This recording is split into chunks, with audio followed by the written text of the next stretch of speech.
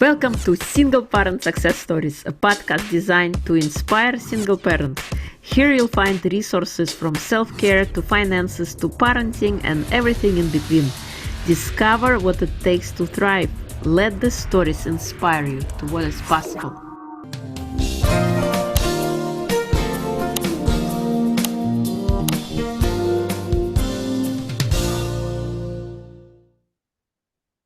Hello and welcome to Single Parent Success Stories. Today's guest is Helen Panos. She's joining us from Atlanta, Georgia. She's an educator of 25 plus years and started her tutoring SAT and ACT business 7 years ago. She's passionate about helping families with their academic needs, whether that be struggling or advancing a child. Welcome, Helen. It is a pleasure to have you. Oh, thank you very much, Irina. I'm glad to be here. Thank you. So please share with us, how did you end up doing what you do now? Oh, wow. So I began my career as an educator in public schools 25 years ago, 25 plus. Now it's probably been 27 or 28 years. I would have been in education. I stayed 25 years actually up till COVID. And I was a teacher for 22 of those 25. Then I was a 504 chair and gifted lead. So I was part-time while I had already started my business, Dynamis Learning.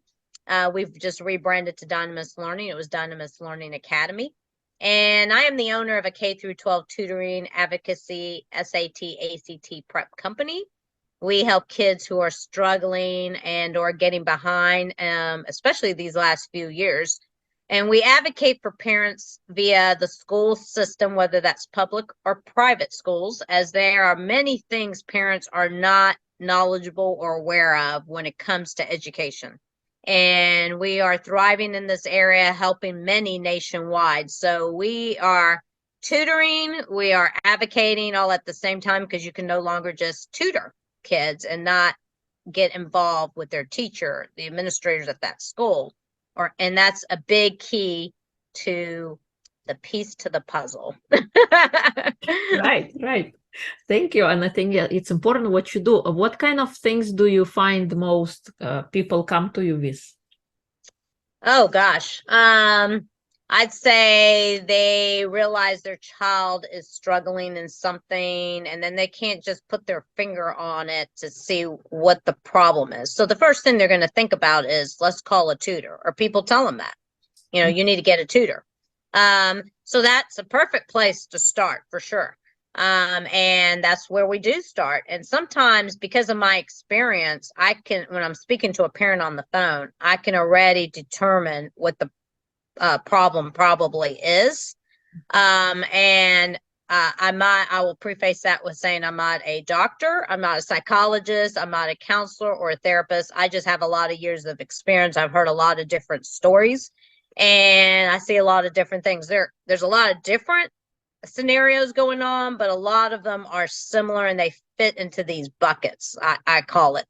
So what we do is we tutor, and then along with my tutor, they're usually collaborating with me on the side. Parent may not see that, and they tell me because they have so many years of experience. My whole team, I have 18 tutors. So we encompass, probably a century of educational experience, I'd say, not decades.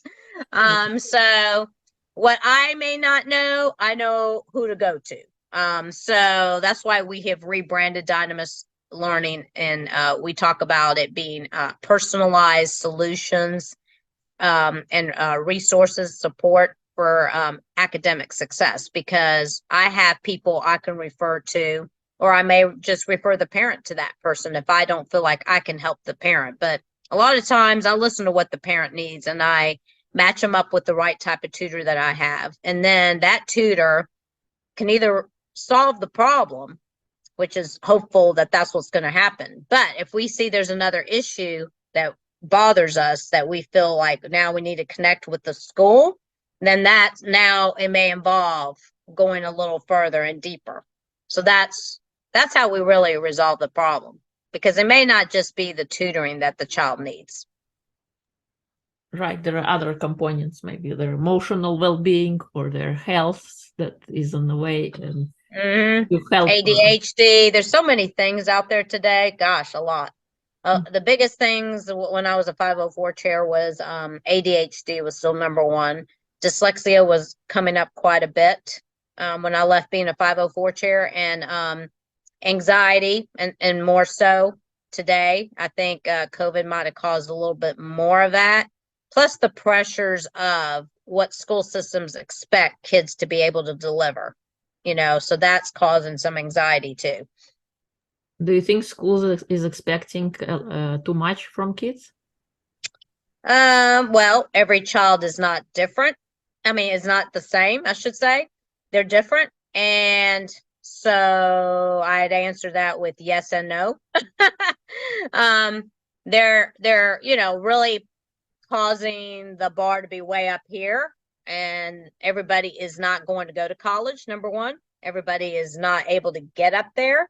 So we have this variety of gaps going on. And yes, for some, it may be too much.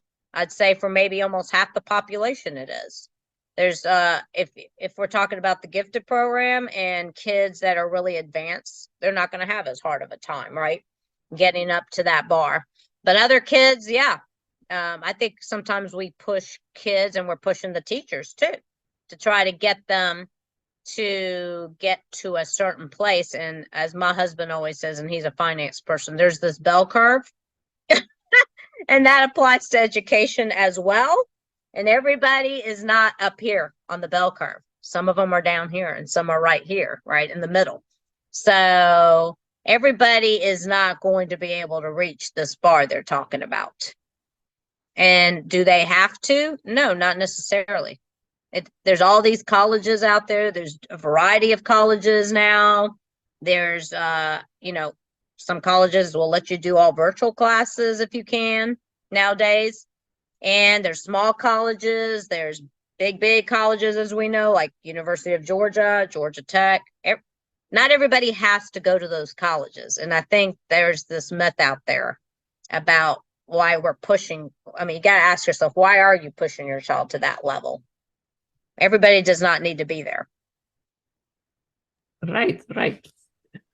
I think it's the preconceived notion of how we grew up, and how the beliefs are formed. And, you're supposed to go to school, then you go to college, you get a job, you form a family.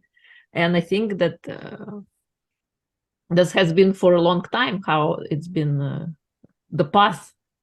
And who is to say that that path is the path that leads to success? There are many people who have dropped out or never even went to college, and who were able to achieve success, because for every person it is different. And when we use our talents specifically, and we're all different, we bring different things to the table, and through the process of discovery, we determine what is the thing that makes us feel like we are doing the right thing. And sometimes it's something different, not necessarily the path to college, but maybe some other path, some other way of achieving success.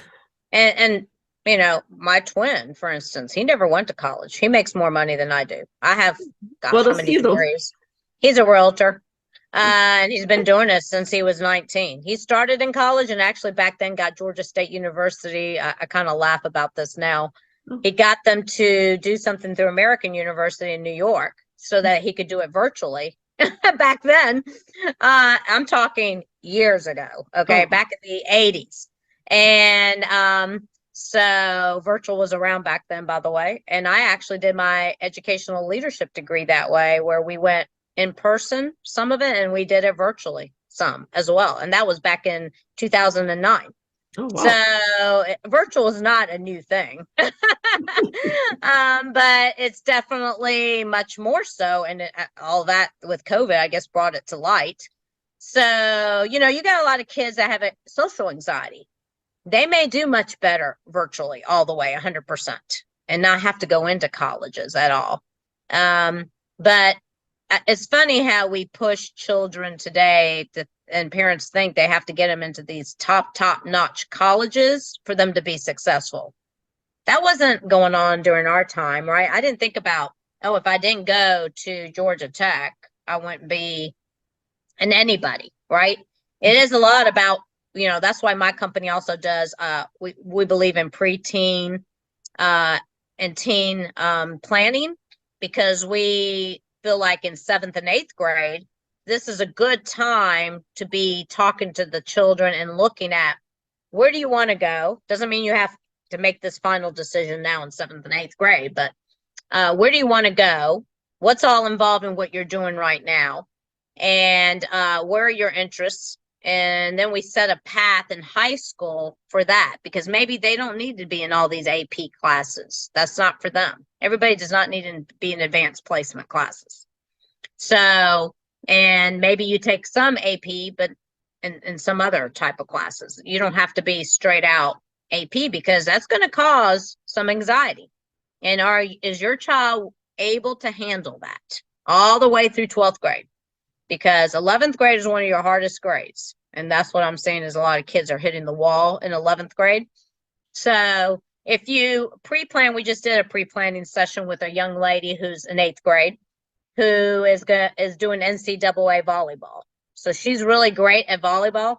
And we sat down an hour on Zoom to talk about her path in high school, and how does that fit into her very busy sports schedule if she's aiming to go NCAA, and a scholarship into college possibly. So, yep, I have a tutor that does that for my company, and she's awesome, and she's a high school teacher as well, because I'm hearing counselors are not really, unfortunately, doing their jobs anymore. What we know to be their jobs, which was help kids figure out where they want to go, what they want to be, and what classes they should take. So unfortunately, the COVID situation caused a lot of teachers and counselors, administrators to do other jobs on top of what their job really was. And they're not able to get to everything. So certain things are getting slighted. And that's one thing that is. They can't direct kids. What do you recommend for people or kids who don't know what they want and they're in 8th grade? Do you help them discover their way as well? Well, there's a lot of surveys and other people. Like I'm interviewing a lady in my podcast, actually, Thursday. She just emailed me and said she was going to get interviewed by me on Thursday. And she does that. She has I would refer them to her probably and have them take an interest test. This is not a personality test. It's not anything like that. It's not college planning. It's just figuring out where are all your interests, and then it kind of gives you an idea of, and then she zeroes in on coaching with the kid to figure out what they might want to do. So that's a great program, actually. Thank you. Hmm? What would you say is the missing piece in education? Well, kind of what I've discussed a little bit already, and that's when a parent is hitting a wall and they don't know what to do with their child. There's no way to know everything. Parents do not know everything. My favorite sentence is, they don't know what they don't know, because there's so much to know nowadays. Not like when we all went to school. There wasn't all these things and all these disabilities and all the, there's medical, there's physical, there's, that was the obvious, is the physical, right? Now there's the, neurodivergent stuff that's coming up, which is more popular, actually. ADHD, dyslexia, just all kinds of stuff. And it's really about teaching your children how to deal with these things. They're not going to go away. This is not, I think some people have this opinion. Like my assistant said, her ex-husband used to ask her, well, when is he going to get rid of this dyslexia? He's not. This is like diabetes, or this is like, having a fib or something, like a heart condition.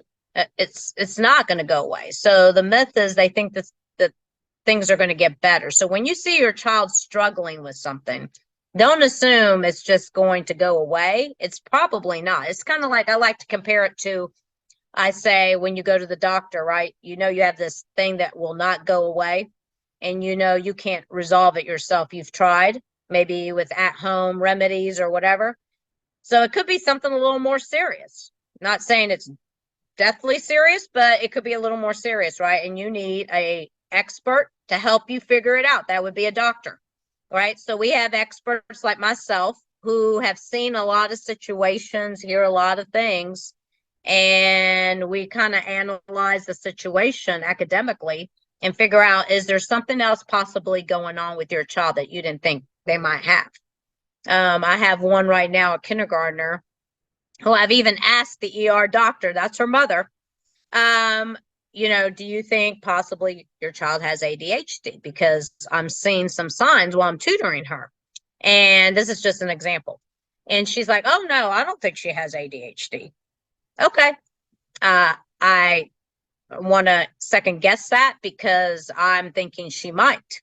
And I'm not, again, a doctor or a psychologist or anybody like that to diagnose it, but I like to point parents in the right direction, and I'll start to use strategies without her realizing it that will help a child that might have ADHD. Even if it's not serious enough and she may never need to be medicated for it, there are strategies that an educator knows to help a child refocus or do things that will make it more clear for them so that they can do better in their academics, right? So all of my educators, that's what we do.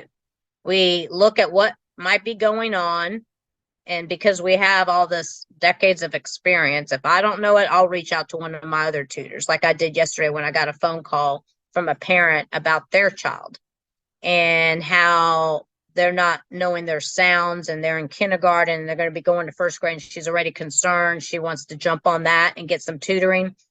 So I already reached out to my reading endorsed teacher, and we talked about that. Even though the teacher is telling the mom it could be a memory issue. Maybe, maybe not.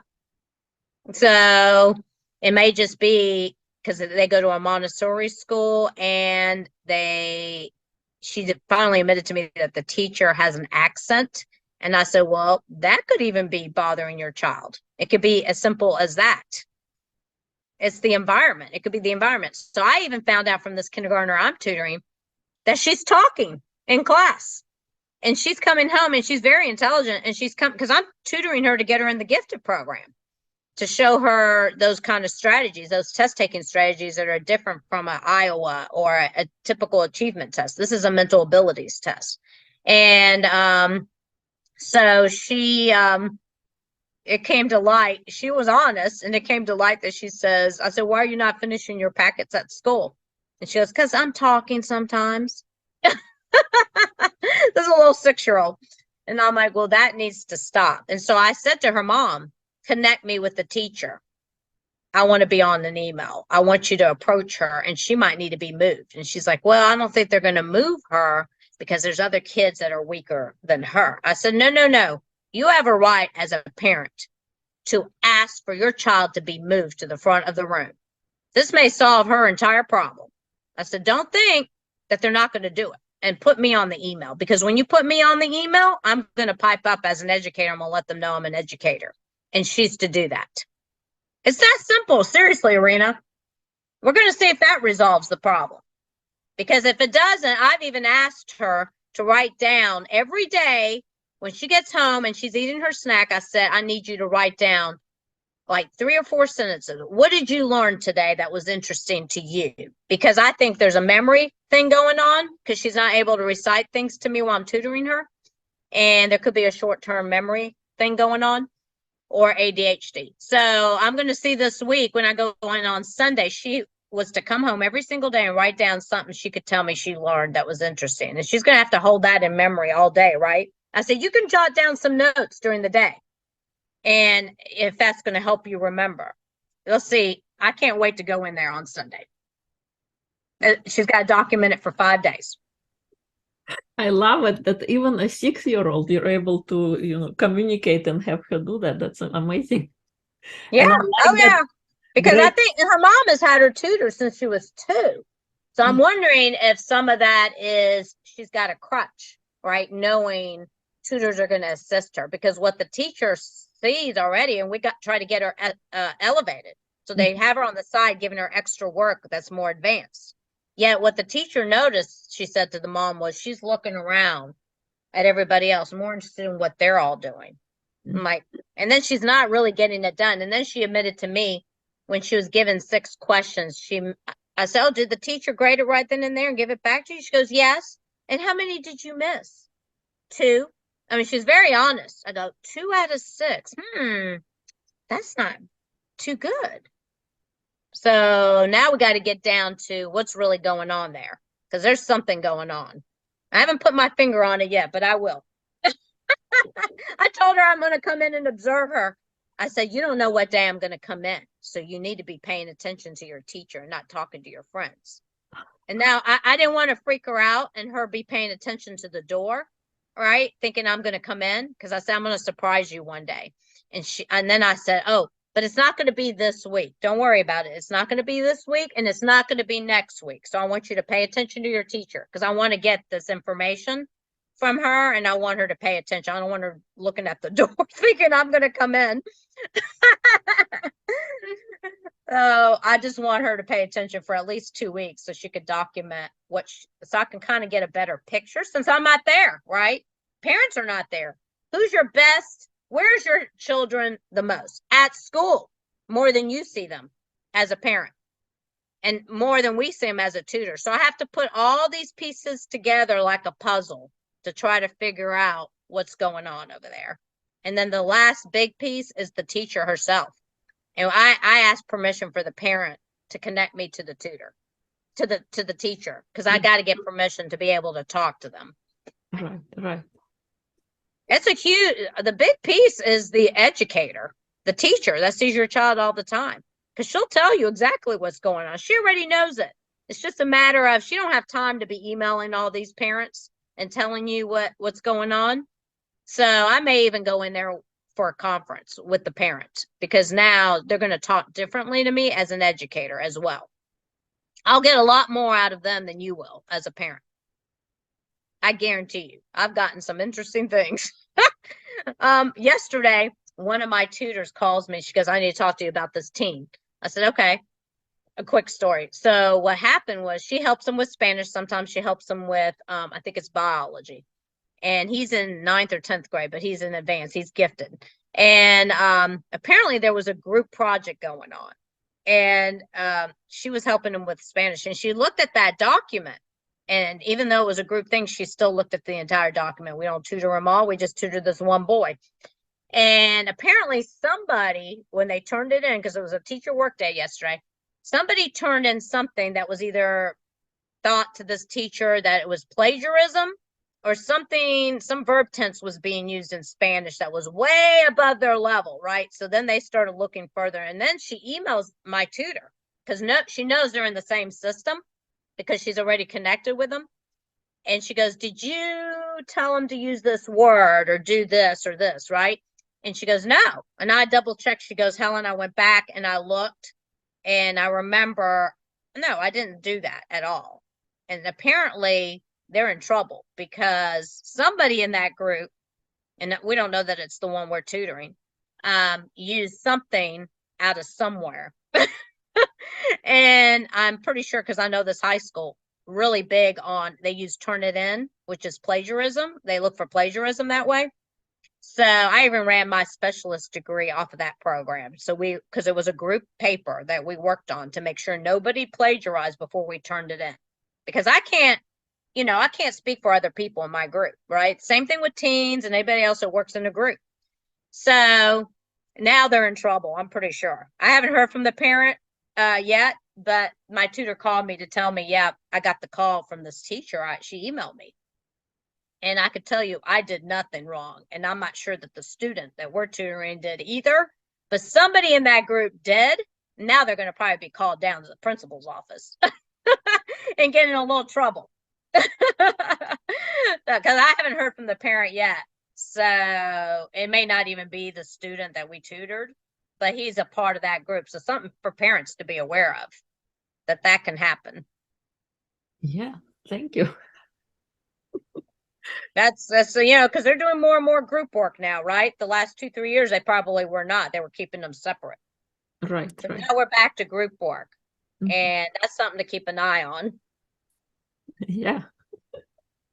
You also mentioned that you help, I think we talked about it already. You help get kids into the gifted program.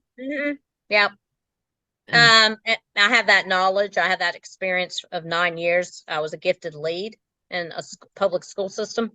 So what parents, another thing that's going on out there in schools is, unfortunately, some of the teachers are not speaking very nicely to parents over email, even with me on there sometimes. And so they try to tell parents that, no, there's no way you can get your child prepped and ready to take these gifted tests, because these are tests that are totally different. They're not like in Georgia, we give the Georgia milestones. In New York, you guys probably give a certain type of test for K-8. That is New York based. Every state has a state test, right? That they usually take at the end of the year. Well, these tests have nothing to do with those, right? They're totally different. Those are all based on curriculum. This is more based like an SAT, ACT, more based on logic, right? So it's testing IQ. So the typical test that they give is a cognitive test, a mental abilities test. And those are very difficult. And what I help kids do is figure out where their weaknesses and their strengths are in that type of a test, just like you would do an SAT and ACT. If we give a mock on that, we know where the kids are weaker in, right? So yes, you can prep a child for a gifted program. The problem is they never tell you in advance that they're going to test your child for gifted. So you got to know when your school system is doing that. I know here in Georgia, they do it early on in August, like the first few weeks. They're looking at, because I was a gifted lead, I'd be looking at all these test scores, the Georgia milestones. Even though I can't use that as a document, I can use it to possibly qualify them. And then I look at, were they tested in the last 2 years or not? Because you can only test every 2 years. And then I look at the eligibility form and I determine what test I think they're probably going to give them next, even if they were tested before. Because they may have a couple yeses and they need one more. So they've done well on an achievement test, but not good on the mental abilities test. And maybe they have the motivation piece, but they haven't been given a creativity test yet. So I look at different things to see what will qualify them and what we could then work on to strengthen. So like the mental abilities test has some analogies in it. And a lot of kids are not going to be introduced to analogies in K through 12 school. They're just not. That's a type of higher level thinking, which is what I'm working on with this kindergartner. And they either get that or they don't. Another thing they don't get a lot of times, I worked with a second grader here in Atlanta on picture classification. They are not used to putting things in categories and seeing how these all relate. So that's a different type of higher level thinking. So yeah, you can actually tutor and give them test questions, or I can, because I have those tests that will help them at least get familiar with those type of questions. Is that not what we do with the SAT and ACT? So yeah, you can do it. awesome, awesome. What kind of advice would you give to single parents? Oh, wow. I would say definitely get in parent groups, because that's a lot of where my referrals have actually come from. Other parents will hear you speaking about your struggles with your child, and then you don't, again, know where to turn, or you don't see it, right? It's kind of like when you're dating a guy and you're in the relationship and you don't see the bad things about that person, right? But your friends do, because they're sitting on the outside. Well, that's kind of like educators. We're sitting on the outside. You're the parent. You see this every day, but you can't find the solution. You don't know where to turn.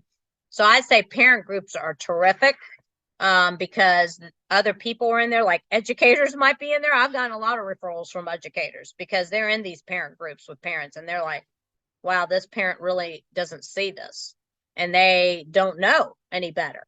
So then they refer them to me. They're like, hey, you may want to talk to Helen, because she knows a lot of things, and I know she's a great educator, and she can help you decipher what's possibly going on here, or at least direct you to the right person if she can't do it. So that's a big part of, I think a single parent needs a lot of support group around them. And however way you can get that. Sometimes, if you're in a church community, that's great. But a lot of times you don't want to, I had a podcast guest not too long ago. We were talking about this. Sometimes you don't want your friends or people in your church to know what's going on with your child. You know, you just don't. Maybe you don't want their friends to know. So that's why you need another group or an outside group. And there's a lot of private Facebook groups, your neighborhood groups, maybe, or maybe you should form a group of moms, you know, and that way you guys are talking amongst yourselves, because the schools aren't going to tell you a lot of things. So if you start talking to other parents that are similar like you, other single moms, what their struggles are and how have they resolved it, and have they resolved it, at least you have other people to bounce ideas off of. So I think that's very, very important to have a support group, especially single moms. Yes, totally, totally. You're a single mom, right, Irina? I am. Yes. So I'm sure you know what I'm talking about when I say that. Yes. Yeah, there are support groups for all sorts of things, and Oh yeah, definitely. Yeah. and it's better. You can relate better with others because you know you're not alone in your misery, and you can find solutions because one head is good, but what do they say? More heads is better than one. Right. Exactly. I mean, why do children collaborate on a project? Right. There's everybody's strength in that group should bring about a very good project. Yeah. For sure. What would you say is your superpower if you had to pick one? Oh gosh. I think I like challenging challenging problems where I can try to find the solution, which is why I'm adding the advocacy piece into this. And I'm very proactive and as a thinker. So I'd say that's very, and I'm resilient. So I'm not going to stop at what the first answer a school might give me is, whereas a lot of people take that at face value and then they stop and they don't think they can go any further and probe a little bit more. But I will probe more. So I say I'm pretty resilient until I get the right answer or what I think would be close enough to the correct answer. And I feel like a lot of parents are stopping at what they first see is the answer from a school, and they don't think that they can go any further in probing. So they can call in an advocate to help them probe. If they're not the probing type, I'll do it for you. Everybody's not the probing type. People want to be, you know, oh, I don't want to get them mad, or I don't want to, you know, bend them the wrong way. You know, we talk about that with this ER doctor and this parent. Like she goes, oh, I don't want to get them too mad. I think I've asked them too many questions. Now, I didn't ask her to ask all these questions. Some of that she's doing on her own. But a part of me says, let's just have a conference and I'll come in and let's just get all these questions out one time so they don't feel like we're probing them back and forth through email, right? Sometimes it's better to go meet them face to face or on a Zoom and just get all your questions written out ahead of time and just ask them all at once. Because I know teachers are very busy and they may not like this back and forth email stuff. So, and sometimes you have to go further. So like I coached her to email the county. And so we got better answers from the county person. Mm-hmm. Thank you. Yeah, that's a very great skill to have. Don't stop with the first. Keep probing. Doesn't mean, well, because you got to figure also a lot of these teachers don't have a lot of years of experience. They're not being educated on medical, you know, psychological issues. They don't know anything about that stuff. I guarantee you they don't. That's not what they're being trained on. They're being trained more on technology, not even curriculum as much as it used to be. I'm seeing less and less of that too. When they have these professional days, these teacher work days, it's usually about technology, letting them work together in their groups.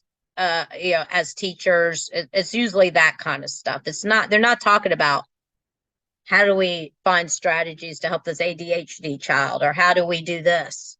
That's not what they're talking about on their teacher work days.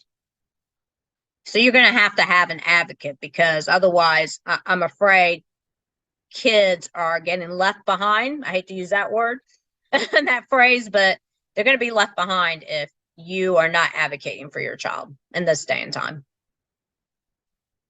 You're so right. Yeah. And I can tell you, I've sat in podcasts listening to superintendents all over this country, principals, everybody, people from Harvard and the education department. They do not have a solution to this problem. They know there's a lot of kids behind. They know it. I've heard some of their solutions, and they're just not going to happen because they don't have the money.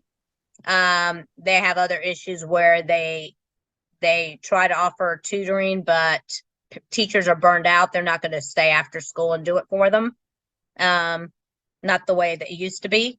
And they really feel like, because of home life, some of this tutoring should take place during the school day.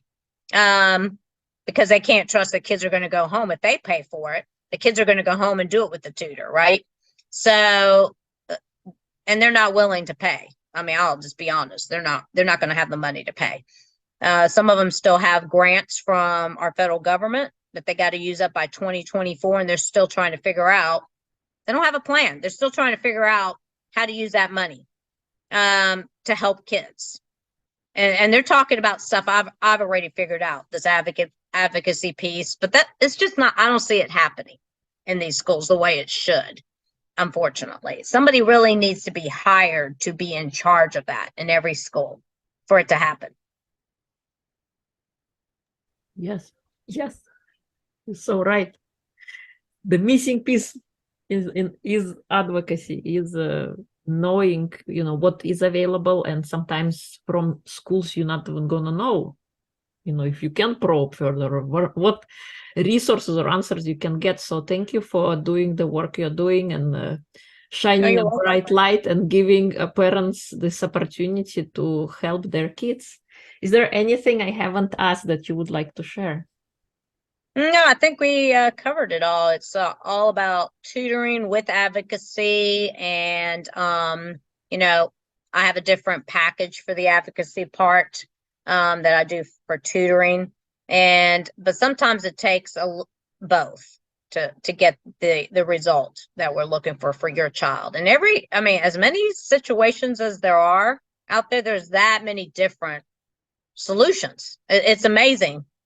Because there's so much stuff out there that's hindering children from being the best that they can be. We take kids, I like to say we take kids where they are now and take them to where they want to be, because a big part of it is they've got to want it, and or where they should be. And we can push, but one-on-one we can push better than a teacher can versus them having a classroom of 30 and more. They're not going to eye your child specifically. They just don't have time to do that. So there's a myth out there that you're thinking the classroom and the teachers and the schools are going to solve their problems. I heard that in this same meeting I was on with all these superintendents and principals, and it's just not going to happen. And they know it. They know it. Thank you. If people would like to connect with you or learn more about your programs, where would they go? You can go to my website at www.dynamislearningacademy.com. I still have the entire name in the URL. In there's a contact section. You can click on that and fill out the form and just tell me what you're looking for. I will get that and give you a call back. You can also email me directly if you hear this at helen@dynamislearningacademy.com, so that you could tell me what's going on. We can get on a quick call to discuss what exactly you're seeing, and then I can try to put the pieces together, start putting the pieces together to help your child be successful. Thank you. We do have, let me say this, I don't know when this is going to roll out, but we do free webinars, and we do have one coming up on March 22nd. It's at 7:30 p.m. Eastern time, and there's I'll give Irina the link, so you could just sign up to get a Zoom link, or she can publicize this somewhere else if this doesn't make the date of March 22nd. But just get on our email list too. You can hit me up and let me know you want to be on our email list, because we do these frequently. And I just wrapped up. This is going to be the last of 3 series of free webinars. One was study skills. One was we did an SAT, ACT webinar too for an hour for free, where we gave strategies for free. We also did a task-oriented goal setting webinar, and this is going to be the last one for now, test taking strategies. Awesome. And we will include everything in episode notes so people can connect directly with you. Thank you so much for coming, sharing your wisdom, and being there for the parents to help their kids succeed. Thank you. Oh, thank you. Thank you for having me. I've enjoyed it. Take care.